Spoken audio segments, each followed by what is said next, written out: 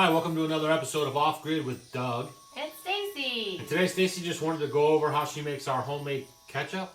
Yeah, lacto-fermented ketchup. Lacto-fermented ketchup. As you can see, we've also made some rearrangements in our living room in case you have watched our previous videos. So what do you got?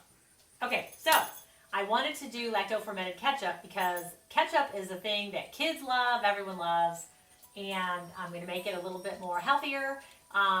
We're not going to use any high fructose corn syrup in our ketchup. If you look at most of the leading labels on the ketchups, they have high fructose corn syrup. So we're not going to do that. We're going to use an organic tomato paste. So what are we like going to do with that whole thing of high fructose corn syrup that we have laying around? You don't have any of that. Okay, so we're going to get this. What is this?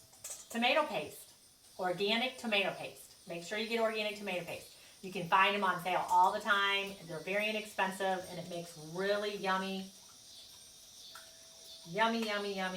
Now, most people when they do a cooking show, they will normally try to do it at the counter or the table or somewhere else. But for some reason, Stacy really just wants to do it right here. But it's dark. It's dark in our house sometimes, and so it's kind of hard over there. So I'm doing it over here so you guys can see better. It's just fine over there too. It's the middle of the day. So I just did it over here because it's not really that much. Now, usually I'll double this, but this is going to be a recipe for like 1 6-ounce can of the tomato paste. Okay? Now, can you make your own tomato paste? You know what?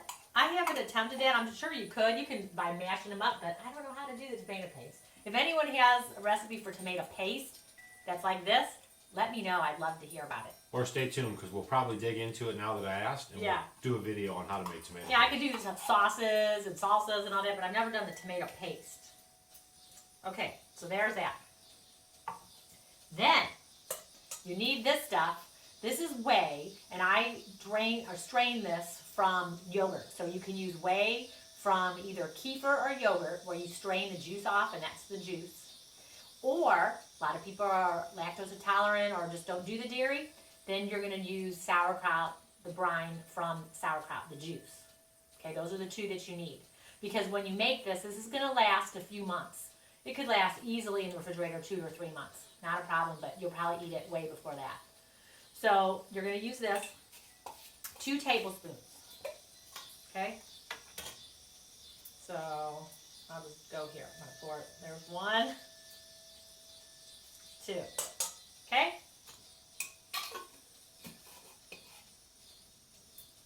Then, apple cider vinegar, please. Apple cider vinegar. He's my lovely assistant. I need about 1/4 cup. And I'll do this.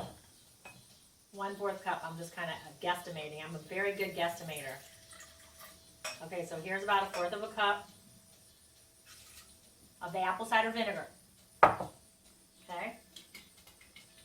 Now, when it comes to spices, I just kind of, play around with it and kind of get it to your taste. You guys decide what you like for you. This is going to have cayenne pepper, so if you don't like hot and spicy, don't put as much in. It calls for about 1/8 teaspoon. All right? So I'm going to put it in there, a few shakes, and then you're going to need 1/8 teaspoon of your pepper.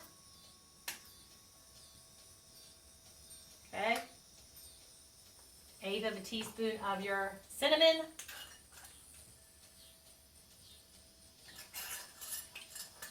1/8 teaspoon of cloves. Now these are it's a little more potent, these cloves, so I'm not going to maybe go as much. And then, stir it up and see what you think. And if you don't like something, then don't put it in. And then salt. Salt, please. If you don't like something, don't put it in. It's already in. Well, then what I do... Then you got to scrap it and start all over? No, I'll add more and make a bigger batch is how I do it. And then you want your salt. Now the salt you're going to need more because the salt's what's going to help it ferment too. So you're going to put about 3/4 teaspoon of salt.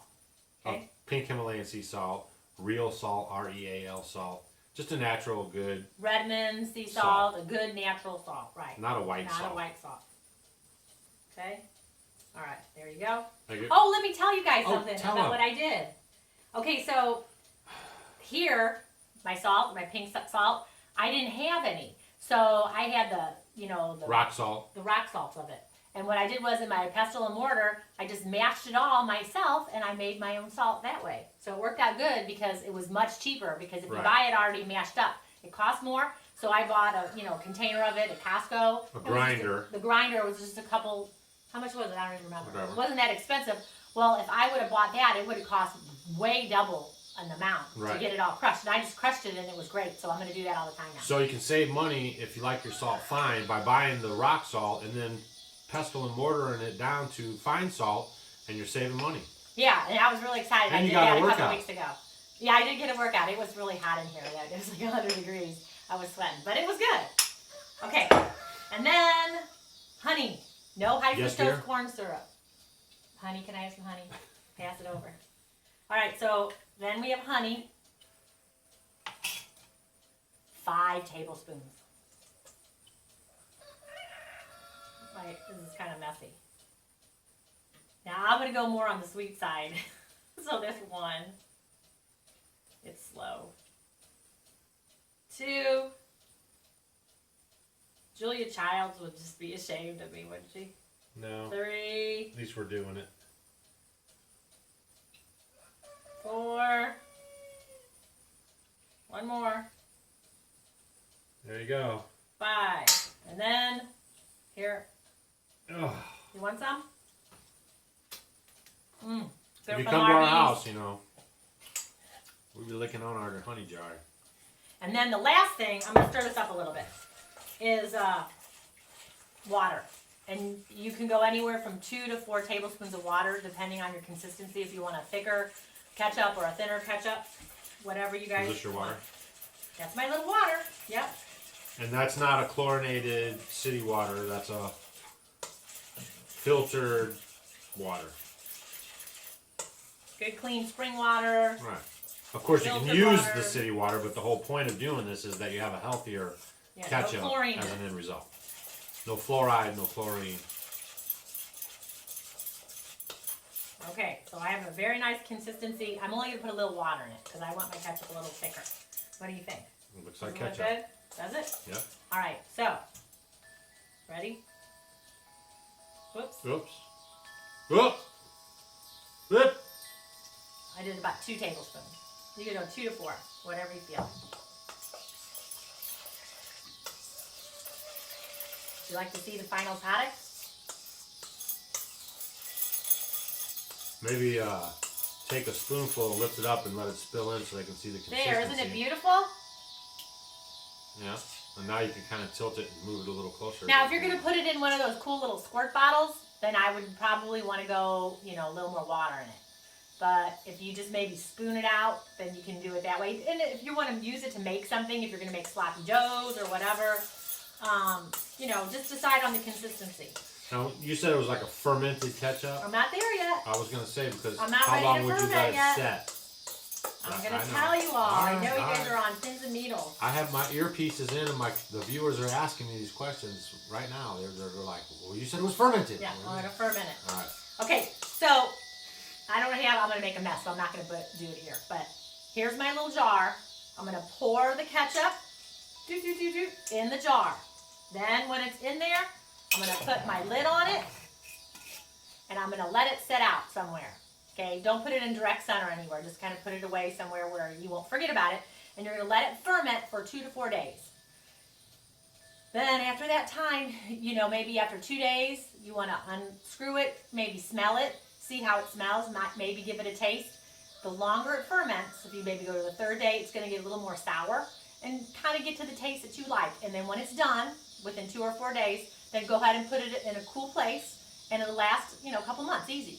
Okay, and that's it. And it's a very healthy way to have ketchup, especially for children who don't like to eat a lot of fermented foods and good healthy things half the time. So this is a great way to instill, getting them a fermented food in their diet, because who doesn't like, ketchup, especially with French fries. Right.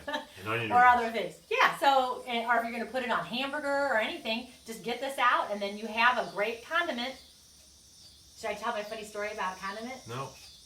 Oh, I will. I'm going to tell it. I never knew what a condiment was until I was like 30 years old, and I went through the drive-thru somewhere, and they said, "Do you want a condiment?" And I'm like, "What is a condiment?" So, but that was that story. So here's your little condiment. That was that story.